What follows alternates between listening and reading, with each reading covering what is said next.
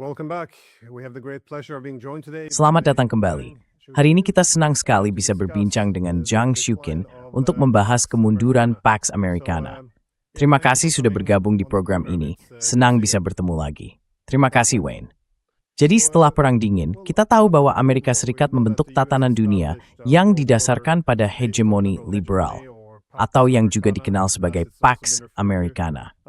Terlepas dari bagaimana orang menilai periode itu, tampaknya cukup jelas bahwa masa tersebut kini sudah berakhir. Saya ingin tahu, menurut Anda, apa saja pilar utama dari era Pax Americana itu? Dan apa yang Anda anggap sebagai sumber utama kemundurannya? Apakah karena masalah dalam negeri, beban kekuasaan yang terlalu besar, atau ada faktor lain yang berperan?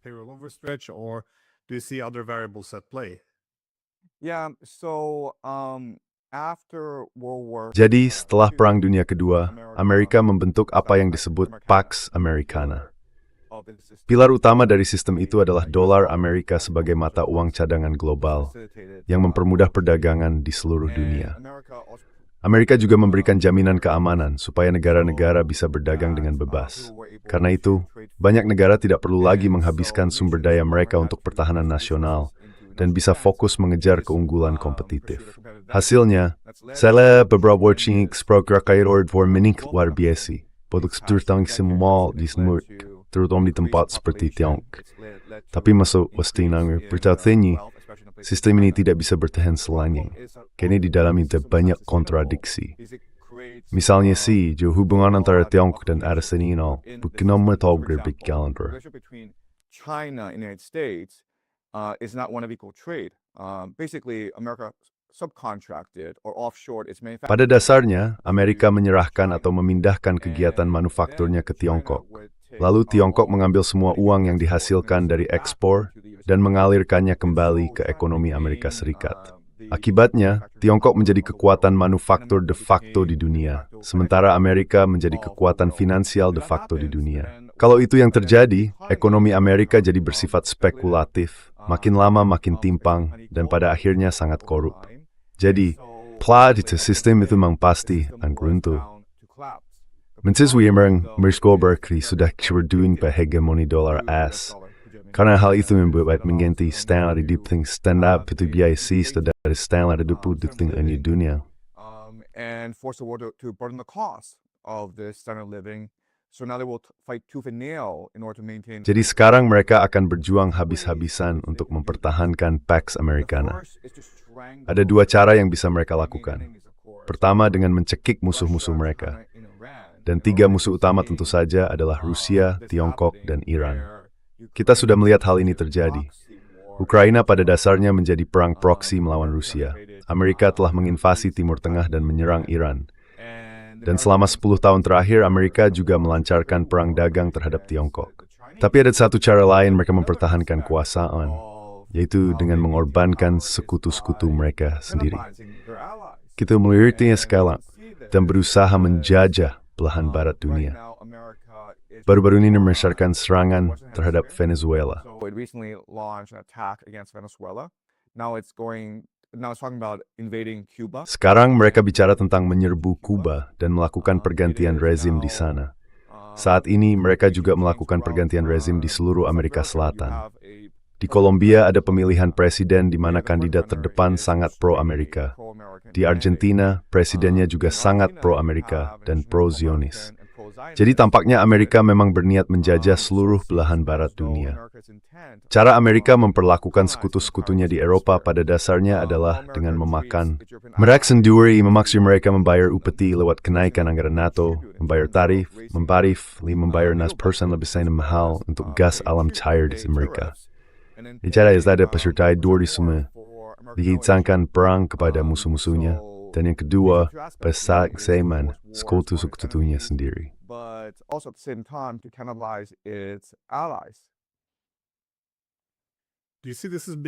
Apakah menurut Anda, sebagian dari ini cuma reaksi spontan, semacam refleks dari sebuah kekaisaran yang sedang menurun? Atau Anda melihatnya sebagai sesuatu yang lebih disengaja, semacam tatanan dunia versi Trump?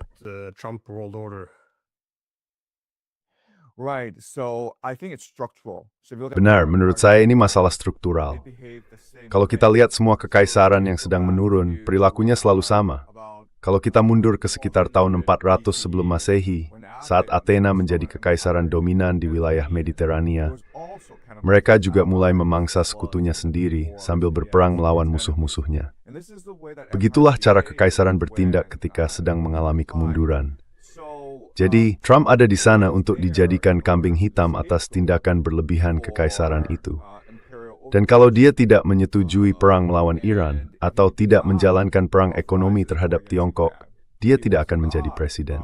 conducting economic warfare against China, then he would not be president.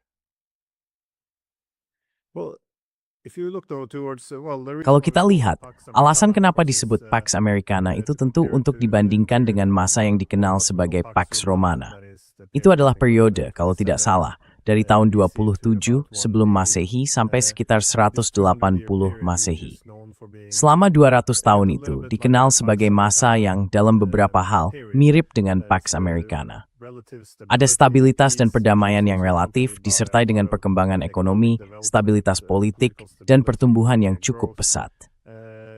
Perang di dalam kekaisaran sangat sedikit. Meskipun di luar wilayahnya, perang tetap berlangsung dengan sengit. Jadi situasinya agak mirip dengan apa yang kita lihat selama 30 tahun terakhir. Tapi menurut Anda, apakah naik turunnya Pax Romana itu mengikuti pola yang mirip dengan apa yang terjadi pada Amerika Serikat? Atau Anda melihat tanda-tanda serupa juga muncul pada kebangkitan dan kemunduran peradaban lain? Right. So I would say it's very similar. Benar, saya akan bilang situasinya sangat mirip. Kejatuhan Pax Romana dan kejatuhan Pax Americana itu punya banyak kesamaan. Jadi mudah sekali untuk meromantisasi dan merasa nostalgia terhadap Kekaisaran Romawi. Dan memang banyak orang yang begitu. Tapi kita harus ingat sebagian besar penduduk Kekaisaran Romawi waktu itu adalah budak atau petani. Dan mereka hidup dalam kondisi yang sangat keras. Kita melihat hal yang mirip dalam Pax Americana. Memang ada kelompok elit global, mungkin sekitar 10% dari populasi dunia, yang hidup jauh lebih baik dibanding sebelumnya. Tapi pada akhirnya, mayoritas penduduk dunia, terutama di negara-negara selatan global, justru tercekik di bawah dominasi Amerika. Suffocating under American hegemony. And what we know about empires is like they Yang kita tahu tentang kekaisaran adalah mereka selalu menciptakan kontradiksi struktural yang pada akhirnya akan membuat mereka runtuh. Jadi, gagasan bahwa dunia akan terus menjual sumber dayanya dengan harga murah ke Amerika hanya untuk membiayai standar hidup Amerika yang sangat tinggi, jelas tidak bisa bertahan dalam jangka panjang. Maksud saya, kelas menengah Amerika, bahkan satu orang dari kelas menengah itu, hidupnya lebih nyaman daripada kaisar mereka sendiri. Mereka bisa makanan dari seluruh dunia kapanpun sepanjang tahun. Mereka bisa punya 2 mobil, ada pendingin udara, tinggal di rumah besar. Jadi pada akhirnya semua ini memang pasti akan runtuh karena kontradiksi struktural itu sendiri. collapse because of the structural contradictions. But I guess Tapi saya rasa, hal-hal internal dan eksternal itu tampaknya cukup saling terhubung. Maksud saya, dengan meluasnya kekuasaan Amerika Serikat secara berlebihan, banyak sumber daya yang dialihkan dari pusat ke wilayah pinggiran kekaisaran itu. Dan kelihatannya, banyak bagian dari masyarakat Amerika yang jadi kosong dari dalam. Saya ingin tahu, bagaimana Anda menilainya? Apakah Anda lebih melihat dari sisi ekonomi, atau Anda menganggap ketidakstabilan politik justru menjadi sumber masalah ekonomi? Atau mungkin, bagaimana Anda mengaitkan kemunduran sosial di dalam negeri? Karena tampaknya ada ketidakstabilan di aspek sosial, dan bisa juga dibilang ada kemerosotan moral. Kalau ada masalah dengan pandangan moral terhadap negara, itu bisa berujung pada krisis legitimasi politik di masa depan. Saya juga penasaran, bagaimana Anda melihat semua hal ini saling berkaitan? Right, so there are certain trends these past few decades. Benar. Jadi ada beberapa tren dalam beberapa dekade terakhir yang mengarah pada krisis legitimasi dan otoritas di Amerika. Yang pertama adalah krisis demografis. Di situ ada generasi baby boomer, yang selama ini menjadi kelompok politik terbesar di Amerika. Mereka menguasai hampir semua kekayaan, kekuasaan politik, dan status sosial di negara itu. Dan karena adanya Pax Americana, mereka bisa hidup jauh lebih lama dari rata-rata harapan hidup. Waktu para baby boomer tumbuh dewasa, harapan hidup orang Amerika rata-rata sekitar 72 tahun. Sekarang banyak di antara mereka, mungkin sekitar 10%, yang bisa hidup sampai 100 tahun atau lebih. Akibatnya terjadi penurunan mobilitas sosial di Amerika. Kesempatan untuk anak muda hampir tidak ada.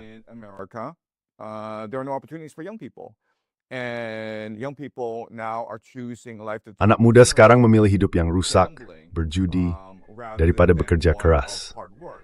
Karena dari sudut pandang mereka, sebenarnya nggak ada peluang untuk naik.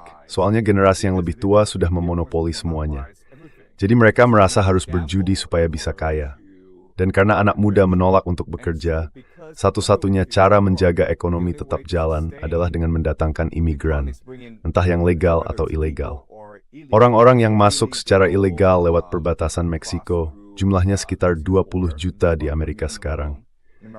Lalu ada jutaan lainnya yang datang secara legal lewat program visa H-1B, yang kalau dilihat dengan cermat, sebenarnya mirip perbudakan. Dan karena anak muda sekarang juga menolak punya anak, akhirnya ketergantungan pada imigrasi jadi makin besar.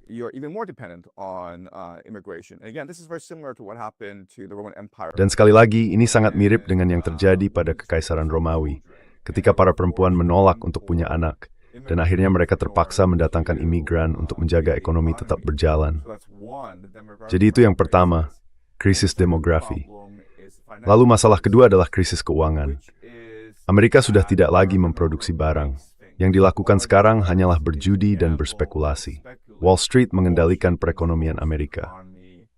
Semua orang fokus pada pasar saham, tapi tidak ada yang memperhatikan pabrik-pabrik. Thomas Piketty menulis tentang hal ini dalam bukunya Capital in the 21st Century, bahwa pada akhirnya krisis kapitalisme terjadi ketika orang bisa menghasilkan lebih banyak uang dari mencari rente dibandingkan dari produksi nyata. Dan inilah masalah yang sedang dihadapi Amerika sekarang. Tidak ada lagi yang benar-benar membuat sesuatu.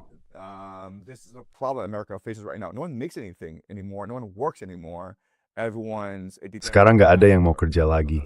Semua orang jadi penjudi yang nggak bisa berhenti. Itu krisis besar yang kedua. Dan krisis besar yang ketiga adalah kelebihan kaum elit. Artinya ada terlalu banyak orang kaya yang berebut sedikit posisi kekuasaan dan status. Kalau kita lihat ke Washington DC, kelihatan jelas ada semacam perang saudara antara kelompok lama, yaitu oligarki keuangan, dan kelompok baru, yaitu oligarki teknologi yang ingin mendorong penggunaan AI dan pembangunan pusat data. Jadi ada banyak krisis yang sedang terjadi di Amerika. Tapi yang penting untuk kita pahami adalah, semua ini menunjukkan tanda-tanda sebuah kekaisaran yang sedang menurun. Polanya mirip dengan yang pernah terjadi dalam sejarah. Dan begitu sebuah kekaisaran mulai menurun, pertanyaannya bukan lagi apakah ia akan mati, tapi hanya soal kapan ia akan mati.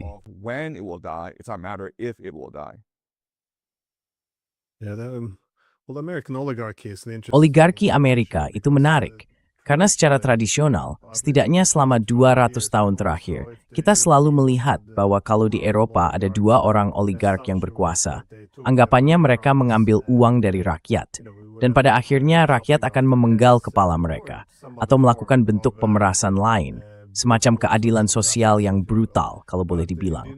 Tapi di Amerika Serikat, sentimennya selalu berbeda. Kalau mereka melihat orang kaya, retorikanya adalah, ya mereka memang pantas mendapatkannya. Jadi hal itu menciptakan semacam stabilitas, meskipun mungkin hanya sementara. Premis dasarnya selalu begini, ya ada yang kaya, ada yang miskin, tapi hal yang paling penting adalah adanya mobilitas sosial.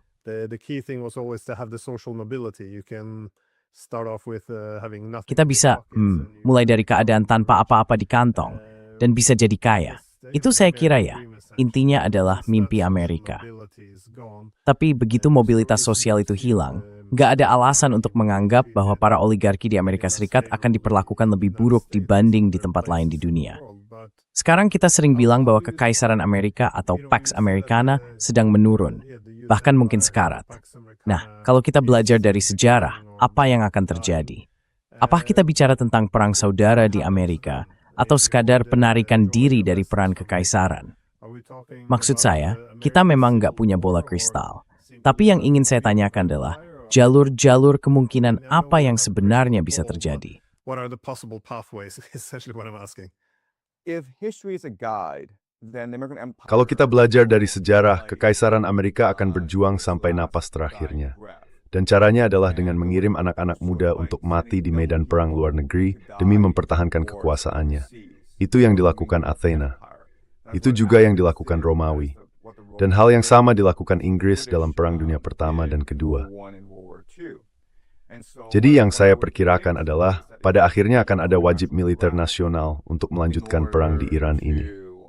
Karena kalau Amerika terus membombardir Iran, seperti yang sedang terjadi sekarang, pada akhirnya mereka akan kehabisan amunisi dan pesawat tempur yang mahal.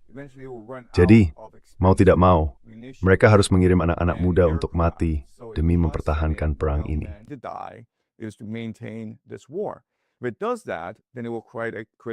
Kalau itu terjadi, akan muncul krisis legitimasi di Amerika, karena banyak anak muda laki-laki yang akan menolak untuk mati demi Israel. Mereka percaya bahwa Israel lah yang memicu perang di Timur Tengah, dan mereka tidak mau berperang untuk kaum Zionis. Akibatnya, ini bisa menimbulkan banyak konflik, terutama konflik politik di Amerika. Situasinya bisa mirip dengan Perang Vietnam. Sekarang saja kita sudah melihat gerakan anti-Zionis di Amerika. Di New York City misalnya, Puryevis Adams dan Purvis melihat Grotek Ropes Persmoing nilai muncul dezing. Kaujgum ketidayon halking semua nerbay di kota Abestain. This happened in other major cities as well. We can also expect maybe a political revolution. Kita juga bisa memperkirakan akan terjadi semacam revolusi politik di dalam Partai Demokrat, yang bisa membuat partai itu jadi jauh lebih condong ke kiri. Saat ini, Partai Demokrat sangat terikat pada kelompok Zionis, juga pada para oligarki dan elit keuangan. Jadi kita bisa mengharapkan akan muncul perpecahan politik besar di Amerika dalam beberapa tahun ke depan. Selain itu, dalam sebuah kekaisaran yang sedang mengalami kemunduran, sistem politiknya kehilangan otoritas moral, kehilangan legitimasi. Dalam situasi seperti itu, seorang tiran seperti Julius Caesar bisa muncul dan berkata, bukankah lebih baik kalau kalian punya seorang raja yang akan membagi ulang kekayaan dan menghapus utang kalian? Dan sejujurnya pada waktu itu sebagian besar warga Republik Romawi setuju dengan dia. The citizens of the Roman Republic agreed with him. And that's why you have the rise of the empire, right? So I can Dan itulah sebabnya munculnya kekaisaran, kan? Jadi saya bisa membayangkan kemungkinan Donald Trump di tahun 2028 mencoba untuk mendapatkan masa jabatan ketiga. Dan mungkin akan mengejutkan banyak orang kalau ternyata ada sebagian besar warga Amerika yang mendukung Donald Trump untuk masa jabatan ketiga. Karena mereka melihat itu sebagai satu-satunya cara, satu-satunya jalan untuk menyingkirkan oligarki yang sekarang telah menguasai Amerika. Dan karena itu, kita mungkin akan melihat lebih banyak kekerasan politik. Sekali lagi, beginilah biasanya perilaku sebuah kekaisaran ketika sedang mengalami kemunduran. Mereka terlalu banyak terlibat di luar negeri, berperang dalam konflik yang tidak ada gunanya dan mustahil dimenangkan. Sementara di dalam negeri, mereka menghadapi krisis legitimasi dan juga krisis otoritas moral. Legitimacy as well as moral authority. Well, do you see a similar trend then in Europe because it feels Apakah Anda melihat tren yang sama di Eropa? Karena rasanya Eropa justru memimpin beberapa perang. Kita memang melihat penurunan ekonomi, tapi berbeda dengan Amerika. Mereka tidak punya kedaulatan teknologi atau model ekonomi yang jelas untuk ke depan. Mereka juga sekali lagi menunjukkan sikap yang sangat agresif terhadap perang. Mungkin bukan hal yang belum pernah terjadi, tapi setidaknya dalam beberapa dekade terakhir. Mereka hanya berbicara dengan bahasa perang, bahasa yang sangat militan, dan semakin sedikit ruang untuk perbedaan pendapat. Dan bisa melihat sayap otoriternya tumbuh, seiring upaya small penuh semakin kontrol. as they try to keep people more in check. I would argue also some ideological subversion. Saya juga berpendapat ada semacam subversi ideologis di sini, bahwa status quo lama sudah tidak mampu lagi memberikan hasil. Jadi kita melihat upaya baru yang sangat terbuka untuk mengubah keyakinan dasar, nilai-nilai, pandangan politik, dan pada dasarnya menggantikan struktur kelembagaan yang lama. Sekarang, apakah itu berhasil atau hanya menahan arus sementara dan justru memperburuk keadaan? Saya pribadi percaya ini akan menimbulkan krisis legitimasi besar-besaran. Tapi menurut Anda, apakah Eropa juga bergerak ke arah yang sama? Atau mereka justru lebih maju atau malah tertinggal dibanding Amerika? Direction or are they ahead or behind the Americans? I think Europe is far ahead of America. Menurut saya, Eropa jauh lebih maju dibanding Amerika. Saya rasa di banyak tempat di Eropa, seperti Inggris dan Prancis, mereka sekarang berada di ambang perang saudara karena sudah menerima terlalu banyak imigran. Sistem politiknya jadi sangat otoriter. Sekarang di Inggris, kemungkinan seseorang ditangkap karena mengeluh tentang kejahatan di media sosial justru lebih besar daripada kalau dia melakukan kejahatan. Sistemnya juga jadi sangat birokratis dan menekan. Orang-orang sudah kehilangan kepercayaan pada sistem politik. Jadi Keir Starmer memang sudah mengundurkan diri, tapi semua orang tahu penggantinya nanti juga cuma akan jadi boneka lain dari para oligarki.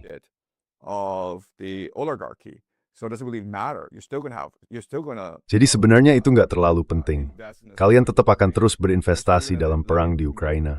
Kalian tetap akan membiarkan terlalu banyak imigran masuk. Kalian juga tetap nggak akan menangani masalah kejahatan. Birokrasinya akan tetap berlebihan. Jadi nggak akan ada yang berubah. Dan pada akhirnya di satu titik, rakyat akan merasa cukup dan mereka akan bangkit. Kita akan melihat gelombang seperti itu di seluruh Eropa. Kita nggak tahu di mana percikan pertama akan muncul. Sulit ditebak. Tapi begitu percikan pertama itu menyala, saya rasa akan sangat sulit bagi elit politik Eropa saat ini untuk mempertahankan kekuasaan mereka.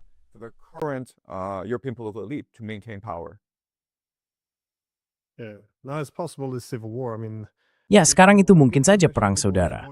Maksud saya, orang-orang, saya lupa menyebutkan, orang-orang memilih kebijakan yang masuk akal secara ekonomi. Mereka memilih perdamaian. Mereka memilih nilai-nilai yang lebih konservatif. Tapi pada akhirnya, yang mereka dapat justru perang, rasa bangga yang berlebihan, imigrasi besar-besaran, dan kepemimpinan politik yang mengabaikan kepentingan nasional demi lembaga-lembaga global, tempat mereka bisa dapat posisi nyaman. Menurut Anda, kalau sampai terjadi perang saudara, garis pembatasnya akan seperti apa? Apakah berdasarkan kelompok etnis atau perjuangan kelas? Rakyat melawan elit? Nasionalis melawan globalis? Bagaimana Anda melihat perpecahannya? nationalist versus globalist. How do you see the divide? I think it'll be just a total breakdown in society. Saya merasa itu akan jadi kehancuran total dalam masyarakat. Dan bisa muncul banyak konflik di berbagai front sekaligus. Masalah dunia saat ini adalah pendapat, kehendak mayoritas orang sudah tidak dianggap penting lagi. Di Amerika dan Eropa ada birokrasi yang sudah sangat tua, terputus dari kenyataan dan hidup dalam delusi.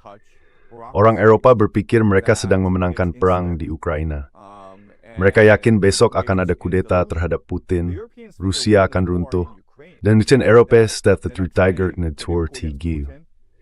Sementara itu, Evathkir Emermis di Washington DC berpikir bertagist dari kemenangan di Ukraina. American elite in Washington DC think they are just like a day away from winning this war in Iran.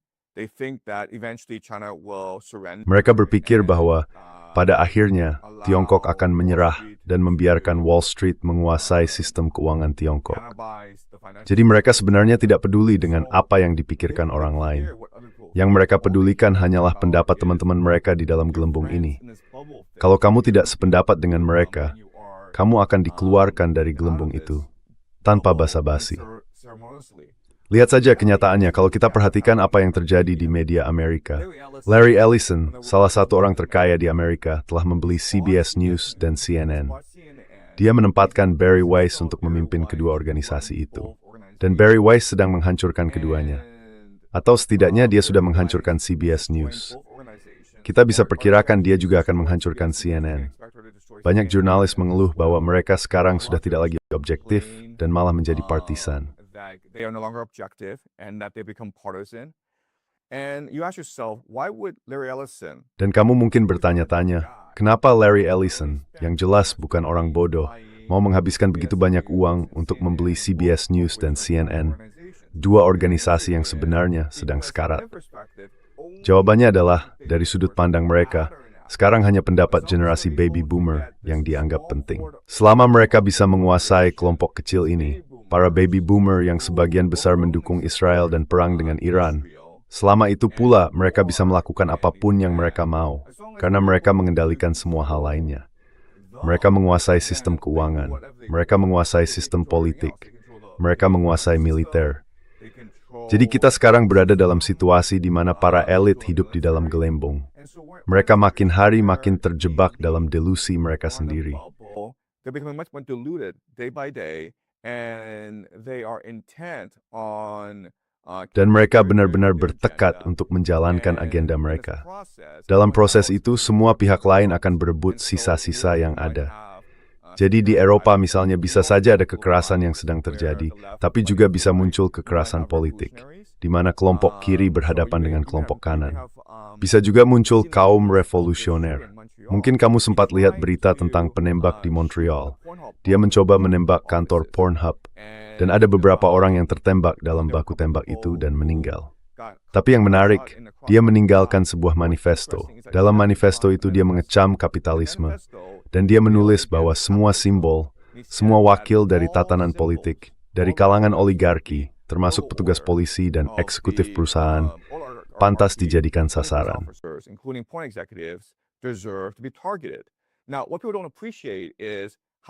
Yang sering orang nggak sadari adalah betapa koheren dan betapa jelasnya manifesto itu. Jadi akan selalu ada sebagian kecil dari populasi, nggak banyak, mungkin sekitar 100 orang per tahun, yang akan angkat senjata dan mencoba menggulingkan oligarki karena mereka yakin itu perjuangan yang benar. Mereka rela mati demi tujuan itu. Dan kita bisa perkirakan jumlahnya akan terus meningkat seiring waktu. Coba bayangkan Rusia pada masa Tsar di akhir abad ke-19. Waktu itu ada organisasi seperti Kehendak Rakyat, juga banyak kelompok anarkis, dan mereka menargetkan Tsar. Mereka berhasil membunuh Tsar Alexander yang kedua, dan juga banyak bangsawan. Jadi kekerasan yang akan datang ini akan jadi kekacauan total.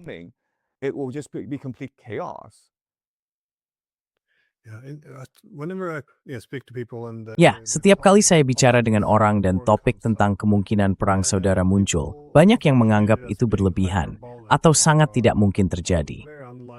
Tapi, semua indikator menunjukkan bahwa kita memang sedang menuju ke arah itu. Mungkin bukan besok, tapi tandanya sudah ada dan makin memburuk. Kita bisa lihat dari hasil jajak pendapat di Amerika Serikat, banyak orang yang memperkirakan akan ada lebih banyak kekerasan dan kebencian antar kelompok. Kekhawatiran soal perang saudara juga terdengar dari kalangan militer tertinggi di Prancis, bahkan dari politisi di Inggris.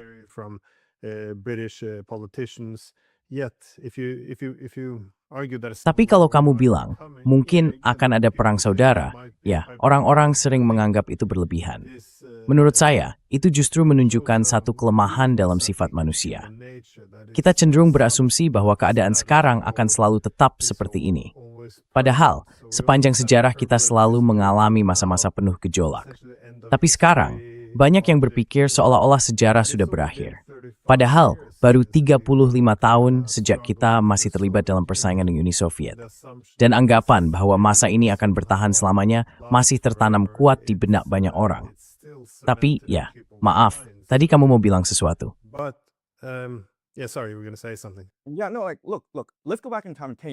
Ya enggak, begini deh. Coba kita mundur 10 tahun ke belakang ya. Kalau 10 tahun lalu, di tahun 2016, saya bilang ke kamu bahwa di Inggris, orang bisa ditangkap gara-gara cuitan mereka di media sosial.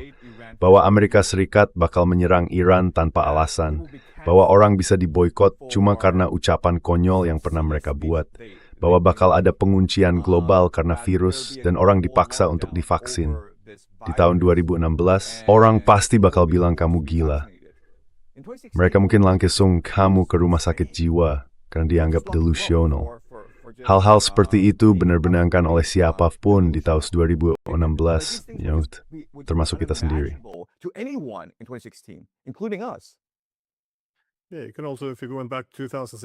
Ya, kalau kita mundur ke tahun 2016, kita bisa bilang begini.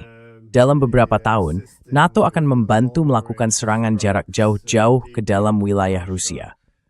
Kita akan memasok senjata, memberikan intelijen, Akan ada juga beberapa kontraktor kita di lapangan yang mengoperasikan senjata itu. Kita bahkan akan menggunakan wilayah kita sendiri untuk menyerang bagian utara Rusia. Saya rasa waktu itu kebanyakan orang pasti akan bilang, gak mungkin. Also most people would have said, no, we're a defensive alliance. Where is this coming from? Kita ini aliansi yang bersifat defensif. Jadi dari mana semua ini datang? Dunia memang sudah gila. Masalahnya, kita malah menormalkan kegilaan itu. Lihat apa yang terjadi di Gaza. Lihat apa yang dilakukan Israel di Timur Tengah. Mereka seolah menyatakan perang di mana-mana. Israel ada di Lebanon, dan sekarang mereka mempertimbangkan perang melawan Turki dan Mesir. Dunia ini benar-benar gila. Tapi sayangnya kita punya kemampuan untuk dengan cepat menormalkan kegilaan itu. Dan setahun dari sekarang, saya rasa keadaan akan jauh lebih buruk. Lalu kita akan menormalkan itu juga. Karena kita bisa menormalkan kegilaan ini, kita justru menggali lubang yang makin dalam. Kalau sekarang kita bilang, cukup sudah, apa yang terjadi di Gaza itu mengerikan. Serangan drone Ukraina ke Moskow juga mengerikan karena bisa memicu perang nuklir. Amerika menyerang Iran dan membuat ekonomi global runtuh. Kalau kita semua bersatu dan bilang cukup, semua ini gila, saya itu harder than life. Mau pengen berdiri sangi berbicara karena ini gitu. Justru mau makin bad.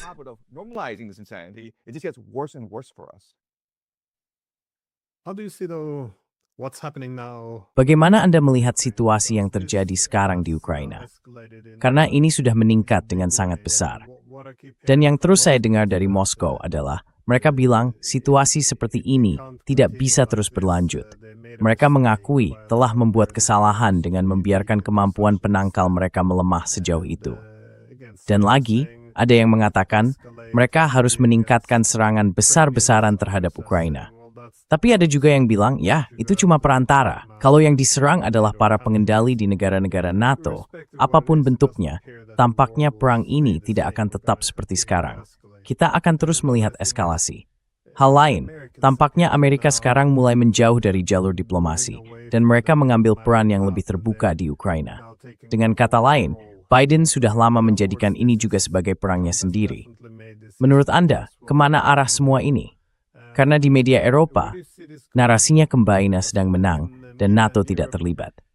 Tapi di saat yang sama kita memasok ratusan ribu drone. Jadi, ya, bagaimanapun orang mencoba memahami semua ini, situasinya memang semakin rumit. However one wants to make sense out of this. I think you're absolutely right. I think that this can only escalate. Saya rasa kamu benar sekali. Menurut saya, ini memang hanya akan makin meningkat.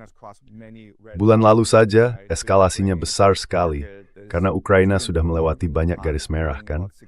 Ukraina menargetkan asrama mahasiswa di Luhansk, menewaskan sekitar 6 orang. Lalu ada serangan besar dengan drone ke Moskow. Banyak kilang minyak Rusia juga jadi sasaran serangan. Sekarang Crimea sedang terkepung, dan banyak orang meninggalkan Crimea. Jadi, kelihatannya Ukraina memang berniat untuk memperbesar perang ini. Dan kamu benar, tidak mungkin Ukraina melakukan semua ini sendirian. Ukraina sebenarnya sudah kehilangan momentum sejak sekitar setahun lalu, dan semangat di antara pasukan Ukraina sekarang rendah.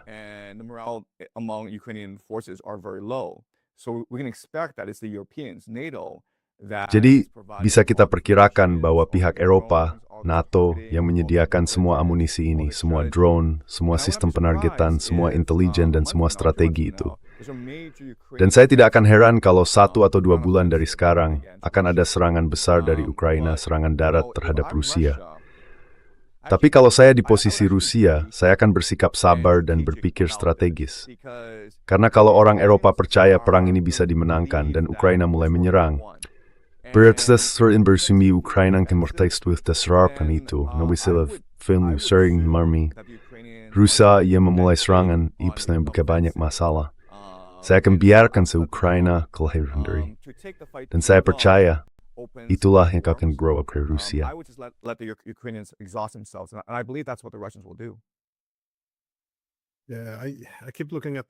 Ya, saya terus memperhatikan Crimea. Kelihatannya mereka mungkin sedang merencanakan penyeberangan, setidaknya di wilayah Zaporizhia atau Kherson, di seberang sungai Dnipro.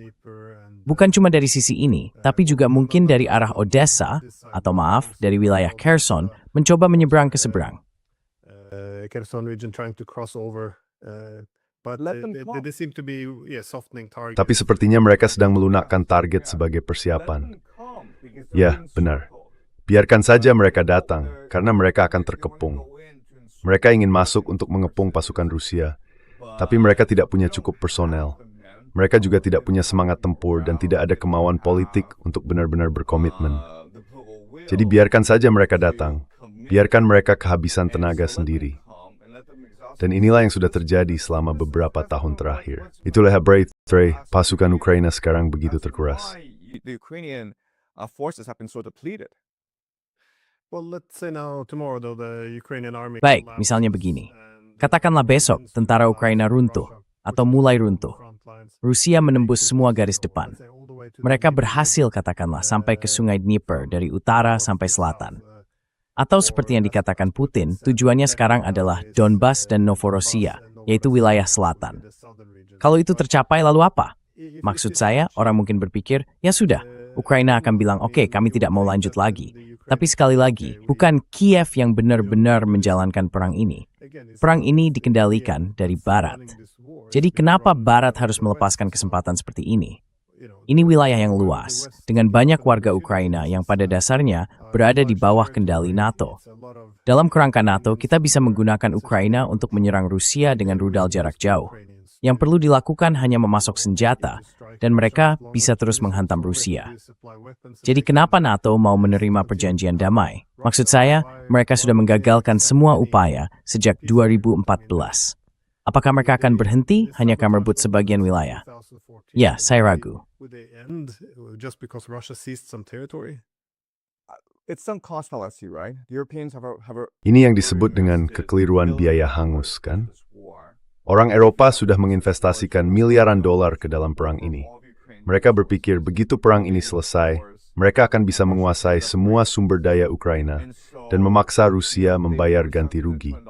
Jadi ya, mereka sudah menggelontorkan lagi sekitar 20 miliar dolar dan mereka siap menambah 10 atau bahkan 20 miliar dolar lagi untuk perang ini. Orang Eropa tidak akan menyerah. Remingipin itu, Ukraina berencana merekrut sekitar 100 serangan asing. Dari perenais ilmu carrying daring dekomosatain. Nimpelin kekumuh Ukraina. The Europeans will continue to support Ukraine. They will continue to invest resources in. Mereka akan terus menginvestasikan sumber daya ke Ukraina. Sekali lagi, sulit bagi saya untuk percaya, mengingat banyaknya korban dan kerugian yang diderita Ukraina selama beberapa tahun terakhir akibat serangan balasan mereka, bahwa Ukraina benar-benar berperang sendirian. Saya tidak akan terkejut kalau ternyata ada banyak pasukan khusus Eropa yang saat ini ikut beroperasi bersama pasukan Ukraina. Dan jelas, banyak senjata buatan Eropa yang digunakan oleh pihak Ukraina. Jadi semua serangan jarak jauh ke Moskow ini bukan Kiev yang melakukannya, tapi Brussels yang melakukannya. It's not Kiev that's doing this. It's Brussels that's doing this. It's NATO that's doing this. So Yang melakukan ini adalah NATO. Jadi pada dasarnya NATO sudah terlibat dalam perang ini. Dan begitu mereka sudah masuk ke dalam perang, yang terjadi adalah efek dari kesalahan investasi. Mereka akan terus berjuang sampai titik terakhir. Tapi titik terakhir di sini bukan berarti Moskow akan berbaris menuju Paris, London, Brussels, atau Berlin. Maksudnya, negara-negara Eropa sudah menanamkan begitu banyak sumber daya ke dalam perang ini. Sementara perang ini sendiri tidak bisa dimenangkan. Akibatnya mereka terpaksa mengumumkan wajib militer nasional. Dan hal itu akan memicu revolusi besar di Eropa. Jadi penyelesaian perang ini bukan tadi di tempur, tapi di jalan-jalan Paris, London, Berlin, dan Brussels. London, Berlin, Brussels. You seen a difference though in the European and the American Tapi, position? apakah Anda melihat ada perbedaan antara posisi Eropa dan Amerika? Karena buat saya masih belum jelas, sebenarnya apa yang ingin dicapai oleh Amerika Serikat. Perannya di Ukraina terus meningkat. Tapi apakah tujuan pemerintahan Trump hanya untuk menyerahkan perang ini kepada pihak Eropa? Atau mereka ingin mengakhirinya karena perlu bekerja sama dengan Rusia, mengingat mereka juga punya prioritas lain, seperti Timur Tengah, Tiongkok, dan belahan barat dunia? Atau mungkin mereka sedang memperkuat posisi tawar untuk negosiasi yang lebih menguntungkan?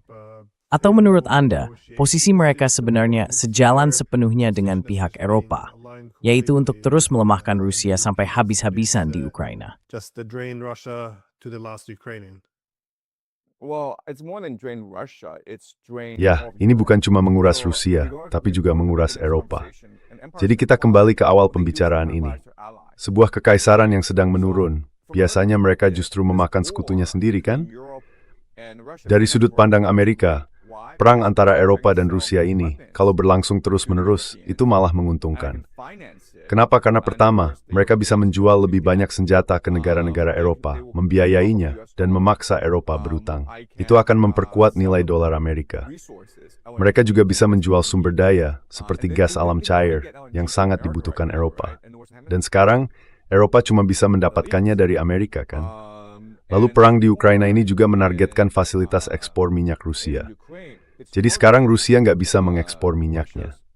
Akibatnya, Asia Timur jadi bergantung pada minyak dan gas alam cair dari Amerika. Jadi dari sudut pandang Amerika, mereka nggak peduli siapa yang menang.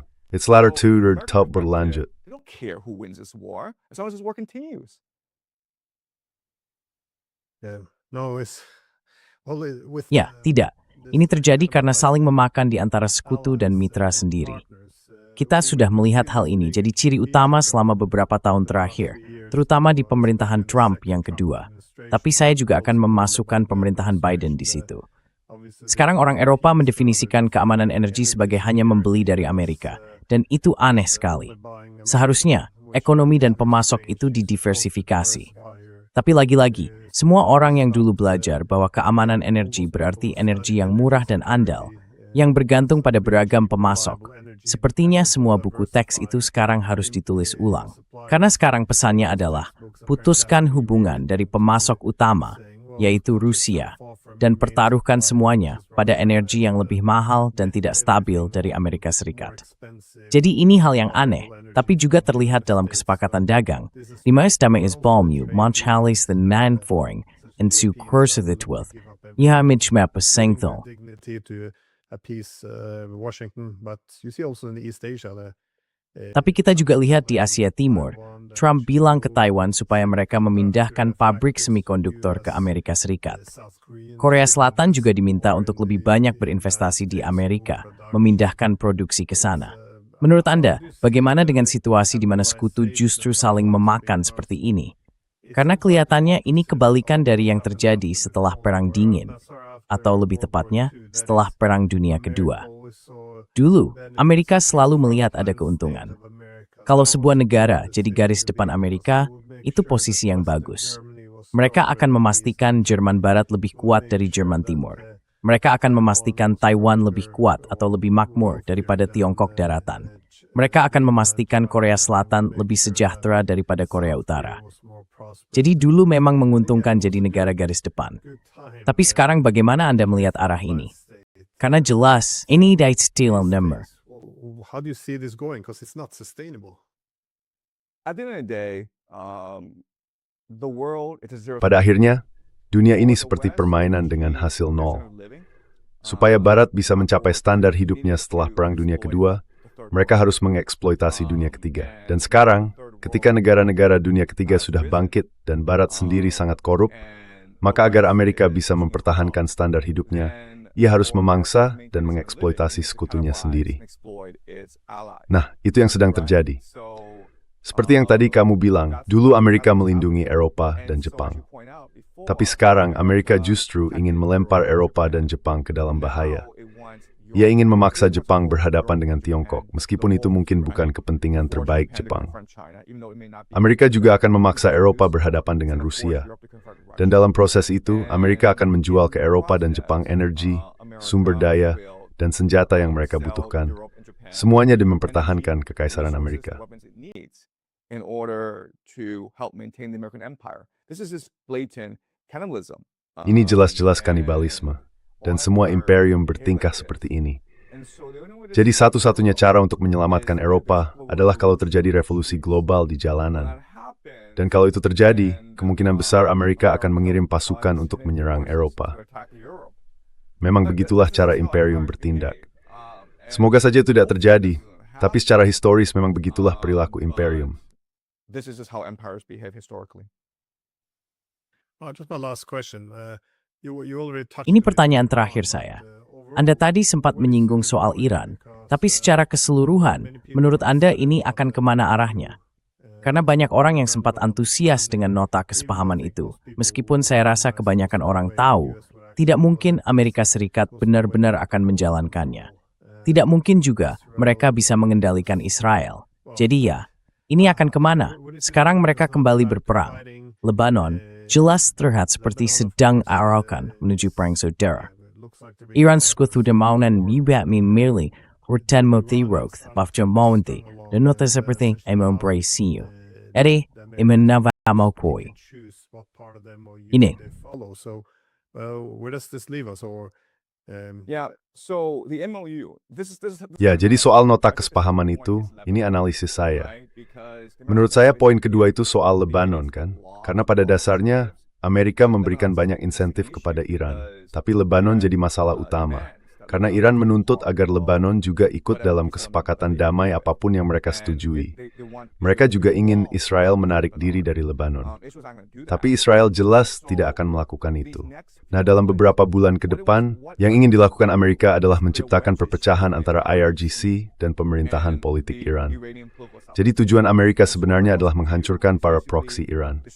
Sekarang ada 3 proksi utama, milisi Syiah di Irak, Hizbullah di Lebanon, dan Houthi di Yaman. Dan cara IRGC mempertahankan kekuasaan di Iran adalah dengan mengendalikan Selat Hormuz.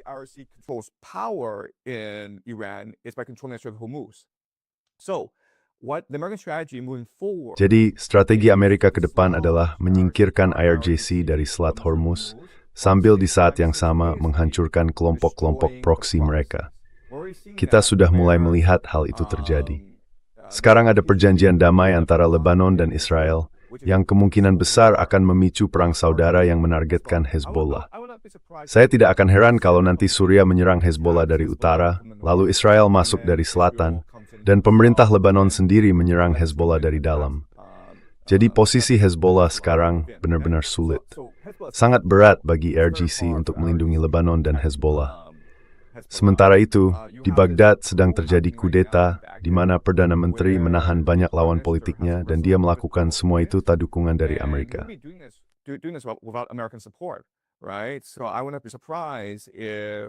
Jadi saya tidak akan heran kalau mereka ingin menghancurkan milisi Syiah di Irak.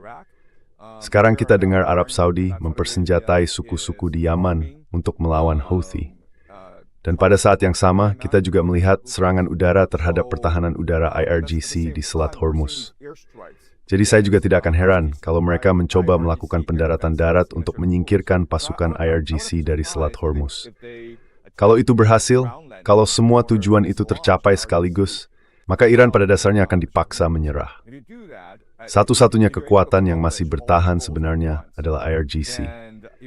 Kalau Presiden Perisikin yang menentukan, mereka pasti sudah menandatangani nota kesepahaman itu sejak awal. Klausul tentang Lebanon itu tidak akan ada di sana. Jadi itulah strategi yang sedang dijalankan ke depan.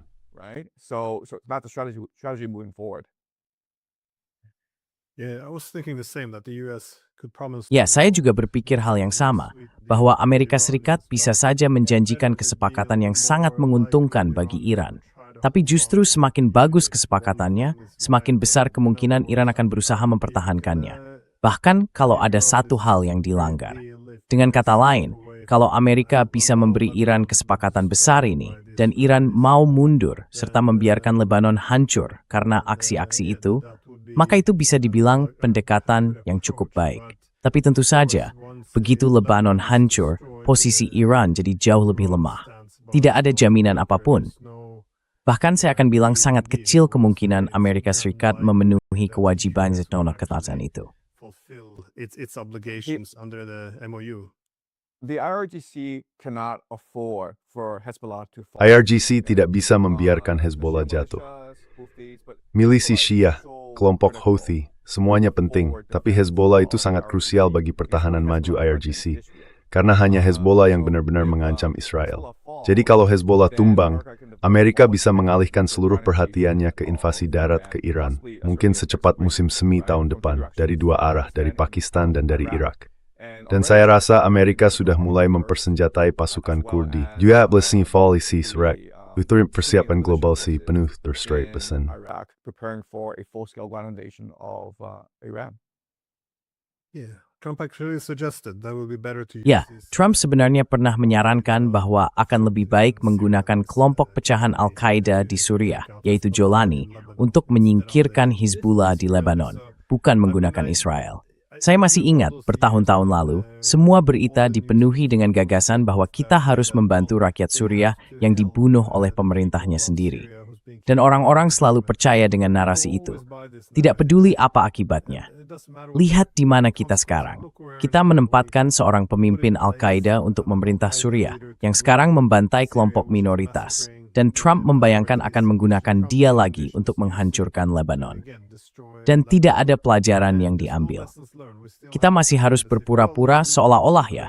Di Ukraina, kita benar-benar hanya ingin membantu rakyat Ukraina. Ini benar-benar absurd, tapi kita terus saja. Tidak heran naskah yang sama terus dipakai, karena selalu berhasil, entah itu di Afghanistan, di Irak, it's glibia. Chestupienyu, Mary so emenu remiter, sung pirpias openyu. Always buy it. It's kind of impressive. Look, there's overwhelming evidence. Ya, lihat, ada banyak sekali bukti bahwa Al-Qaeda dan ISIS itu sebenarnya buatan Amerika. Lalu kalau kita mundur ke masa kekaisaran Inggris, juga ada banyak bukti bahwa kaum Wahabi dan semua kelompok ekstremis Islam itu hasil ciptaan kekaisaran Inggris. Jadi ekstremisme Islam itu sebenarnya hasil ciptaan kekaisaran Anglo-Amerika dan bukan bagian asli dari ajaran Islam.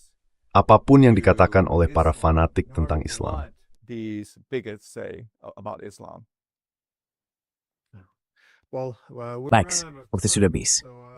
Baik sourcing Gibrans the MBD's doang, das analis ancient zurth blagus, dan ses lervorm dantis rose sav, thou.